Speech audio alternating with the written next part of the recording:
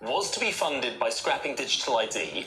Darren Jones, however, acknowledged that the money for digital ID had not been identified. It's this amorphous efficiency savings that politicians love to explain and love to say, but never identify the specific savings. So unless those savings are identified, this is unfunded, this is inflationary.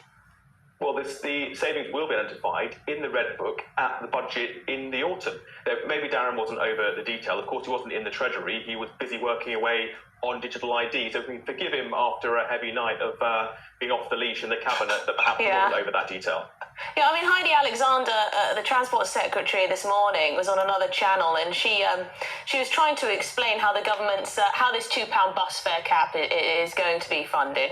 And she was talking about how it will come from switching investments set aside for international climate finance to loans instead. But she couldn't really give any detail of the terms of these loans, whether there'll be interest accrued, when the repayment schedule will be, and all of this. It's not that convincing, is what I'm saying. Well, she's the transport minister, not Treasury, and I think the sound in the background of lowering bus fares for ordinary people must be the sound of champagne corks popping at GB News. Well, we've also heard that foreign aid is going up. Want to hear, you know. We've also heard that foreign aid is probably going to go back up to 0.7%, which is an interesting priority. Well, you've not heard that from the government. You've heard that from briefing. And of course, there's lots of briefing going around at the moment. That's not been said by the Foreign Office. It's not been said by Number 10. No, not yet at least, but a man called Ed Miliband is now in charge of the Foreign Office, which includes international development spending. I know, Kevin, you're not necessarily have always been on the same side of the party as Ed Miliband, but is there a little bit of a worry there that actually there is some fiscal wiggle room there? The Foreign Office budget might balloon. Ed Miliband's in charge of foreign policy, not in how foreign policy is funded. All right, Kevin McKeever, thank you very much indeed. Foreign advisor to Andy Burnham, great to have you on the channel. Well, this is Good Afternoon Britain on GB News. Lots more still to come.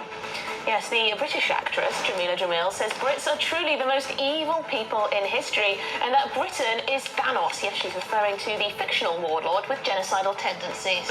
All that and more to come with GB News, Britain's #1 news channel.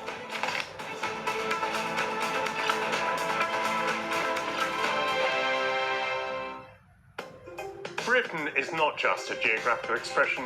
We are a people bound together by history and culture that are distinctively British. Join me to celebrate our music, theatre, artworks and literature, which we can explore and enjoy together. Everybody's welcome.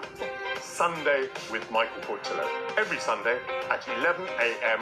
on GB News, the People's Channel, Britain's news channel. Hi, I'm Michelle Dewberry, and my show is your opportunity to cut through all the noise and dive in headfirst to some robust debates. Ideas